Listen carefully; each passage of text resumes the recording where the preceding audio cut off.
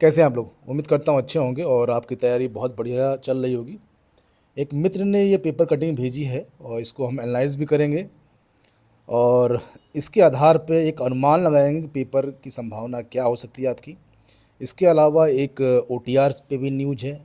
OTR भी आप लोगों को भरना ज़रूरी है और भर लीजिएगा। इस भर्ती के लिए नहीं, लेकिन आने वाले किसी भी भर्ती में ओटीआर माँगेंगे, ठीक है?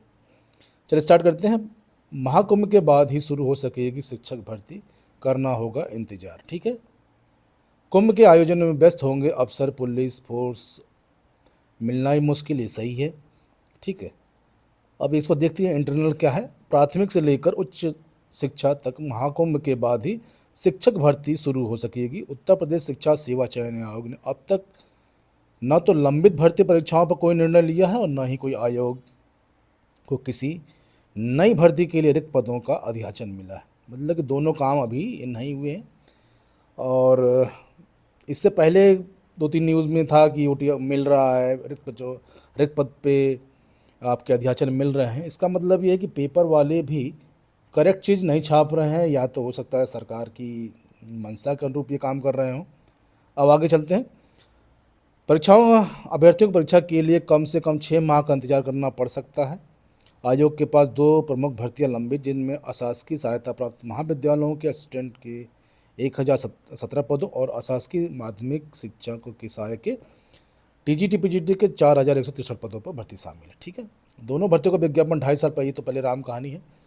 टीजीटी पीजीटी के 13,19,000 लोग, असिस्टेंट प्रोफेसर के लिए 1,14,000 अभ्यर्थियों ने फॉर्म अभ्यर्थियों की भर्ती शुरू होने का इंतजार है। वहीं प्रसिद्धि महाविद्यालयों में, माध्यमिक विद्यालयों और अशासकीय महाविद्यालयों में शिक्षकों के पदों पर नई भर्ती शुरू करने के लिए आयोग से संबंधित विभाग को पत्र रिक्त पदों का फिर अध्याचन मांगा जा रहा है, ठीक है?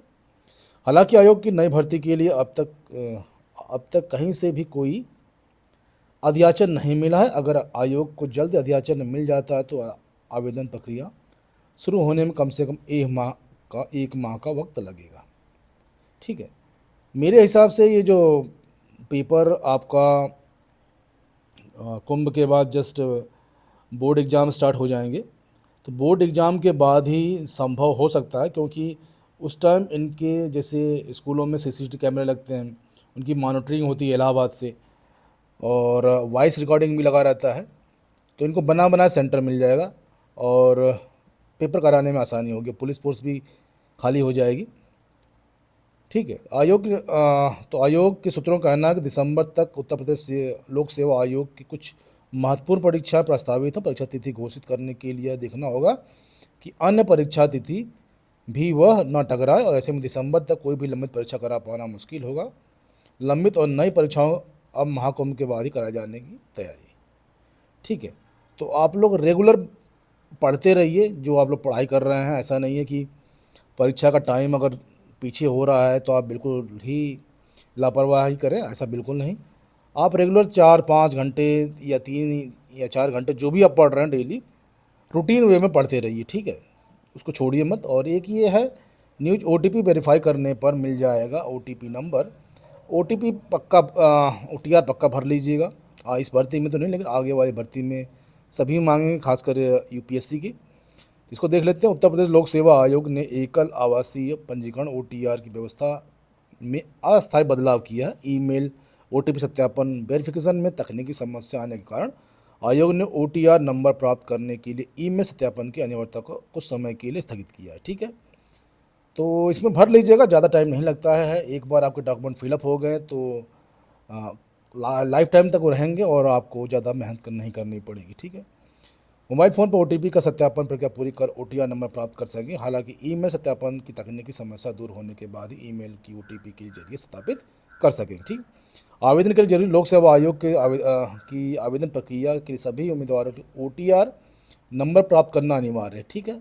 इसमें बिल्कुल लापरवाही मत करिए, ताकि विभिन्न भर्ती विज्ञापनों के तहत आवेदन प्रक्रिया को सुगम बनाया जा सके। ओटीआर नंबर प्राप्त करने के लिए पंजीकृत ईमेल और मोबाइल नंबर का सत्यापन ओटीपी के माध्यम से किया जाता है। इस बीच तकनीकी समस्याओं के कारण कई अभ्यर्थियों, ठीक है? तो ये सब भर लीजिएगा और अपनी तैयारी करते रहिए रेगुलर बेस पे। और एक ये न्यूज़ है, उत्तर प्रदेश लोक सेवा आयोग के बाहर जबरदस्त प्रदर्शन, पीसीएस और आरओ एआरओ एक दिन में कराने की मांग। ठीक है। सांसद में आयोग नॉर्मलाइजेशन के विरोध में उमड़े छात्र और प्रतियोगी छात्र, ठीक है, ये भी तर्क इनका ठीक है।